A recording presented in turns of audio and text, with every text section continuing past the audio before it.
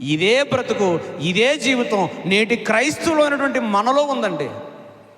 కష్టం ఉన్నంతసేపు దేవుని సన్నిధిని విడిచిపెట్టము, కష్టం పోయిన వెంటనే దేవుని మందిరాన్ని మర్చిపోతాము, దేవుని ప్రార్థనే మర్చిపోతామండి.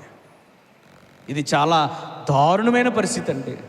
నిత్యము ఒకే రీతిగా ఉండాలండి, నిత్యము ఒకే భక్తి, నిత్యము ఒకే విశ్వాసము, నిత్యము ఒకే జీవిత విధానం కలిగి ఉంటే దేవుడు మన పట్ల హర్షిస్తాడండి. రెహబాము ఏం చేయడండి? స్థిరపరచబడిన తర్వాత రాజ్యం అటండి, స్థిరపరచబడిన తర్వాత అతడును ఇశ్రాయేలీయులందరూ యెహోవా ధర్మశాస్త్రమును విసర్జించిరి అనే మాట కనబడుతుందండి.